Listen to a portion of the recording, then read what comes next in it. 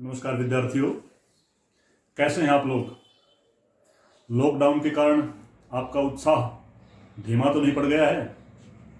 तो चलिए, आज के पाठ से पहले मैं आपके उत्साहवर्धन के लिए अपनी स्वयं की लिखी हुई 4 पंक्तियां जो है पेश करता हूं।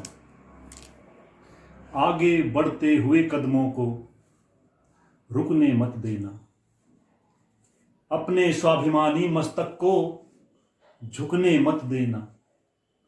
आगे बढ़ते हुए कदमों को रुकने मत देना, अपने स्वाभिमानी मस्तक को झुकने मत देना। दूर है मंजिल, राह कठिन है, बाधाएं जितनी आए। दूर है मंजिल, राह कठिन है, बाधाएं जितनी आए।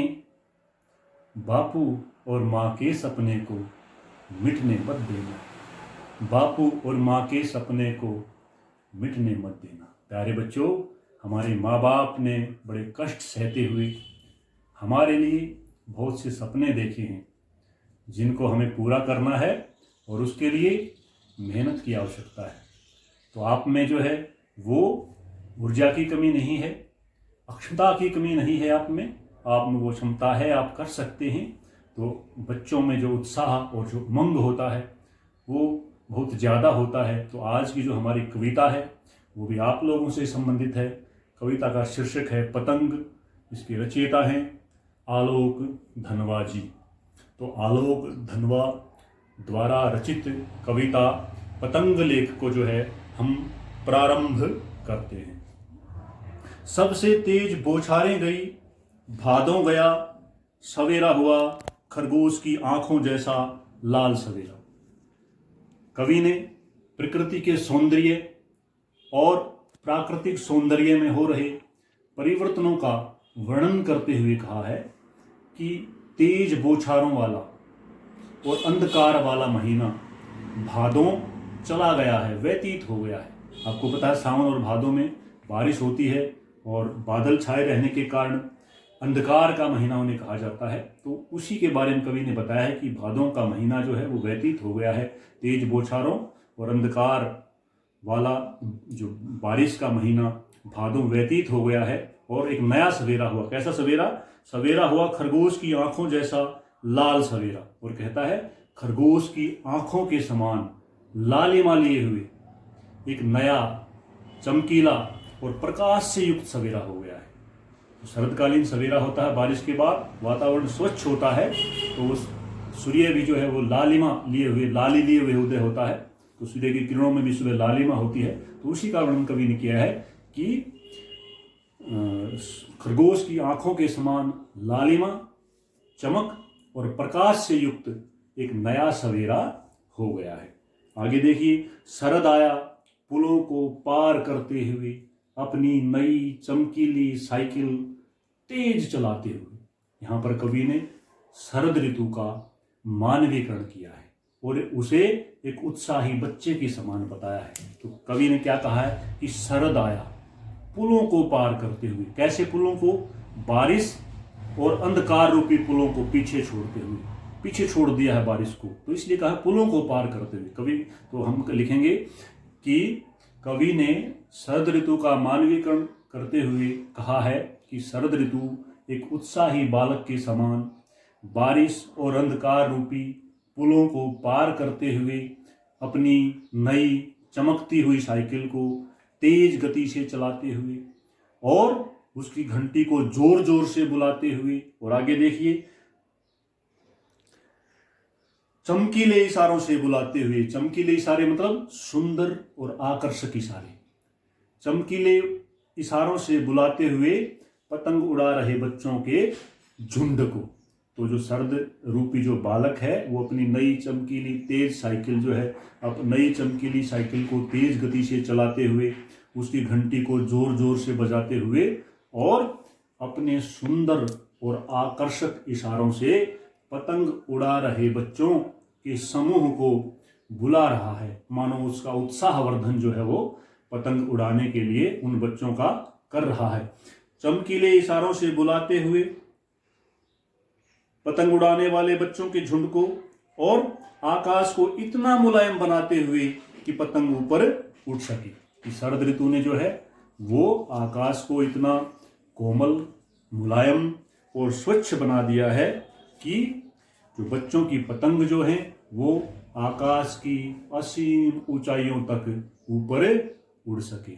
और उस पतंग के साथ साथ देखिए बच्चों की उस पतंग का जो वर्णन है कवि ने कैसे किया है। दुनिया का सबसे हल्का और रंगीन, दुनिया की सबसे हल्की और रंगीन चीज उड़ सके, दुनिया का सबसे पतला कागज उड़ सके, बांस की पतली कमानी उड़ सके, कि शुरू हो सके सीटियों किलकारियों की दुनिया।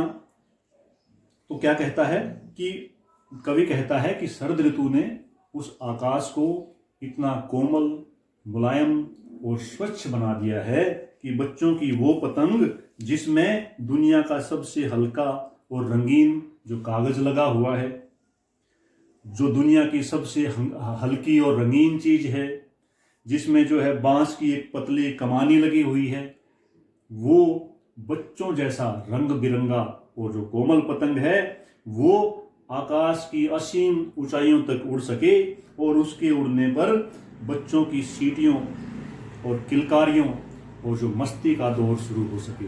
और फिर क्या कहता है कि शुरू हो सके सीटियों किलकारियों की जो है दुनिया, और तितलियों की इतनी नाजुक दुनिया, कि जो बच्चों की जो दुनिया होती है वो भी तितलियों की दुनिया के समान बड़ी रंग बिरंगी और जो है बड़ी नाजुक होती है, कोमल होती है। बच्चे भी तितलियों के समान होते हैं। तो कहता है कि बच्चों की जो है, एक बार इसको पुनः थोड़ा सा पीछे से देख लेते हैं हम, कि जो कवि ने कहता है कि शरद ऋतु ने उस आकाश को इतना कोमल और मुलायम बना दिया है कि जो बच्चों की जो पतंग है वो आकाश की असीम ऊंचाइयों तक उड़ सकें। फिर बच्चों की जो पतंग का वर्णन करते हुए कवि ने कहा है कि बच्चों की वो पतंग जो दुनिया की सबसे हल्की और रंगीन चीज है, जिसमें जो है दुनिया का सबसे पतला जो कागज लगा हुआ है और जिसमें जो है एक बांस की पतली कमानी जो है लगी हुई है, बच्चों की वो पतंग जो है आकाश में जो है ऊपर उड़ सकें और उस पतंग के उड़ने की खुशी में बच्चों की सीटियों किलकारियों और मस्ती का दौर जो है शुरू हो जाए। बच्चों की दुनिया भी तितलियों की दुनिया के समान बड़ी रंग बिरंगी होती है। बच्चे भी तितलियों जैसे होते हैं और बच्चे तितलियों के समान नाजुक होते हैं। तो इस प्रकार जो है इस काव्यांश में कवि ने बच्चों के उत्साह का वर्णन किया है, प्रकृति में हो रहे परिवर्तनों का जो है वर्णन किया है और बताया है कि बच्चों की जो उमंग और उत्साह जो है वो भी असीम होते हैं। वो भी जो है पतंग की जो है ऊंचाइयां, बाल मन की वो हद हैं, वो सीमाएं हैं जिनको जो है वो छू लेना चाहते हैं। पतंगों की ऊंचाइयों से भी जो है आगे जो है वो बढ़ना चाहते हैं। इसका जो है अगला जो है काव्यांश हम देखते हैं। जन्म से ही वे अपने साथ लाते हैं कपास, पृथ्वी घूमती हुई आती है उनके बेचैन पैरों के पास, जब वे दौड़ते हैं बेसुध छतों को नरम बनाते हुए, दिशाओं को मृदंग की तरह बजाते हुए। तो क्या क्या बताया है, जन्म से ही अपने साथ लाते हैं कपास, कि बच्चे जो है वो जन्म से ही अपने साथ कपास लेकर आते हैं, कपास लेकर आते हैं। अर्थात बच्चे जन्म से ही कपास के समान कोमल, मुलायम और स्वच्छ होते हैं, स्वच्छ मन के होते हैं। कपास बिल्कुल स्वच्छ होती है, कोमल होती है, तो इसलिए बच्चे भी उनके समान। इसलिए कहा है कि बच्चे जो है वो जन्म से ही अपने साथ कपास लेकर आते हैं। अर्थात जो है बच्चे कपास के समान स्वच्छ मन वाले और कोमल शरीर वाले होते हैं।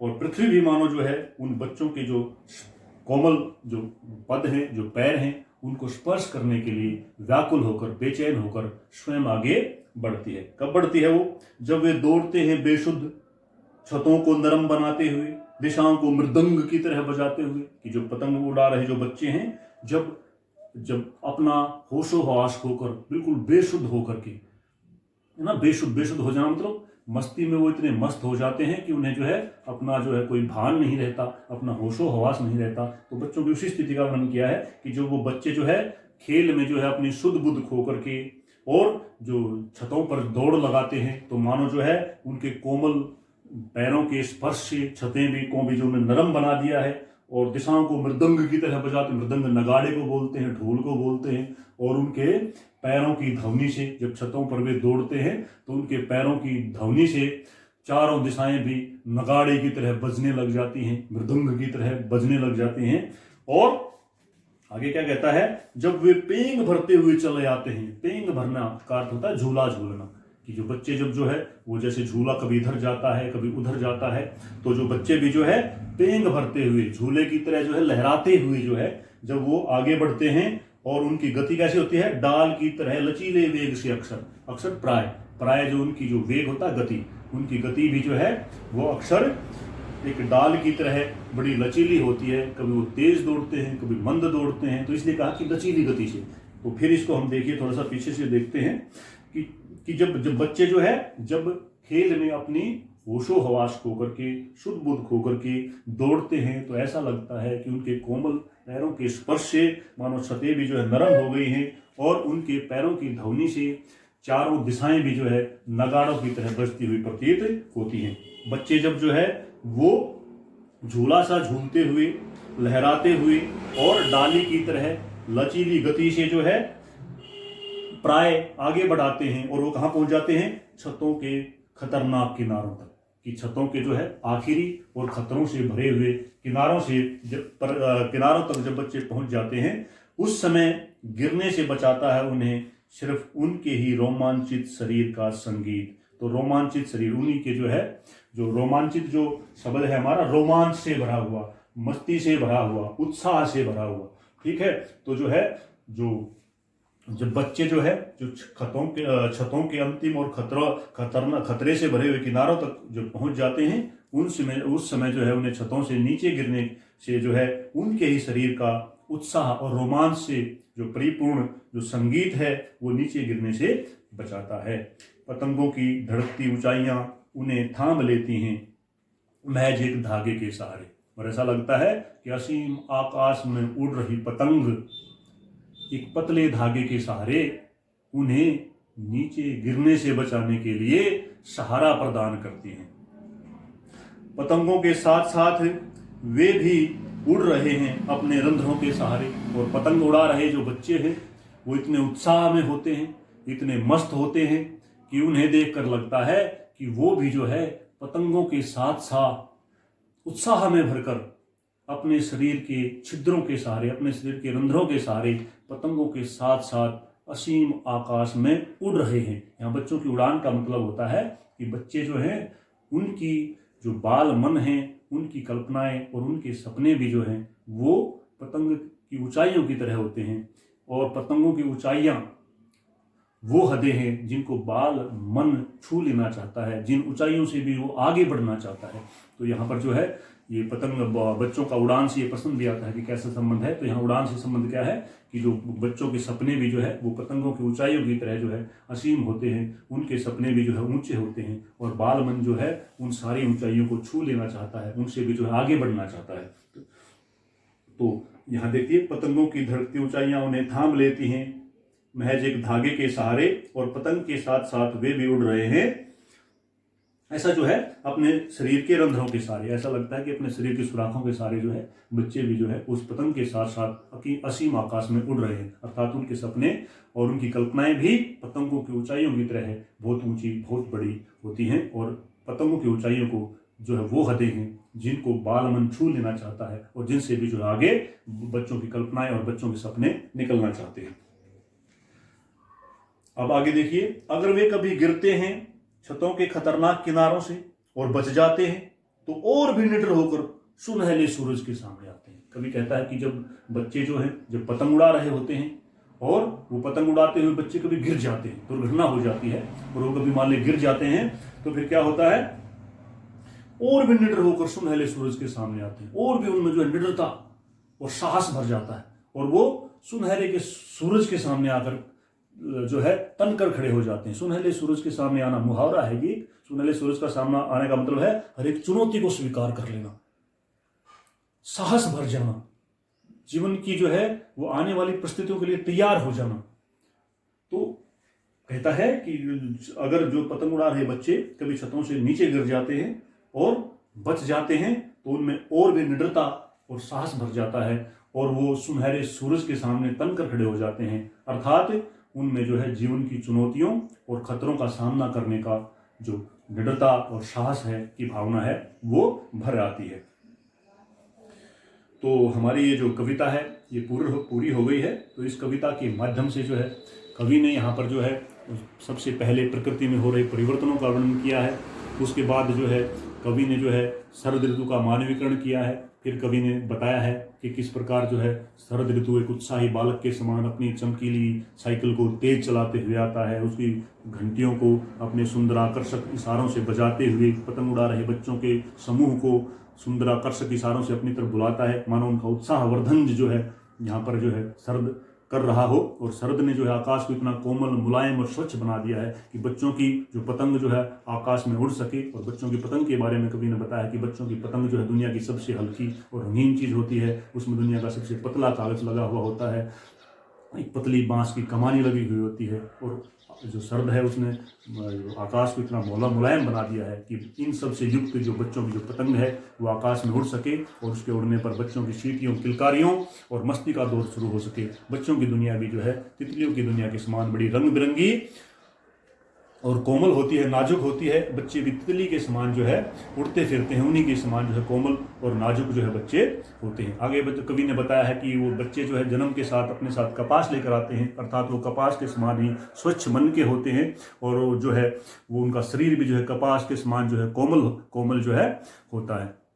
फिर आगे जो है कवि ने बताया है कि पृथ्वी भी मानो उनके कोमल चरणों को स्पर्श करने के लिए स्वयं आगे बढ़कर आती है। और जब बच्चे जो है वो डाली की तरह झूलते हुए और जो है पेंग भरते हुए झूलते हुए से और डाली की तरह लचीली गति से छतों से जो है के अंतिम और खतरों से भरे हुए किनारों तक पहुंच जाते हैं, तो उन्हें नीचे गिरने से बचाने के लिए उनके ही जो रोमांचित शरीर का संगीत जो है उन्हें थाम लेता है। और ऐसा लगता है कि असीम आकाश में उड़ रही जो पतंग हैं वो भी पतले के धागे के सहारे जो है वो उन्हें नीचे गिरने से बचने के लिए सहारा प्रदान करती हैं। और बच्चे जो है तो इस प्रकार जो है ये कविता हमारी जो है वो पूरी हो गई है।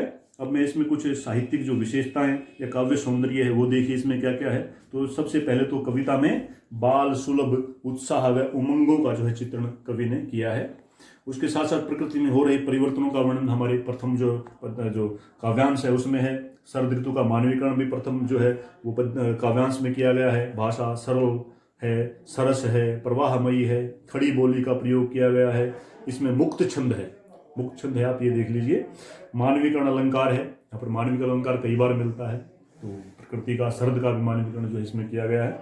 अनुप्रास अलंकार है, पुनरुक्ति प्रकाश अलंकार है, जोर जोर से बजाते हुए, तो मानवीय पुनरुक्ति प्रकाश अलंकार है। इसमें अनुप्रास अलंकार है, उपमा अलंकार है, खरगोश की आंखों जैसा लाल सवेरा। तो इस प्रकार जो है अलंकारों का भी जो है इसमें स्वाभाविक रूप से प्रयोग हुआ है। तत्सम, तद्भव और विदेशी शब्दों का भी प्रयोग हुआ है और इसमें जो है प्रसाद गुण जो है विद्यमान है।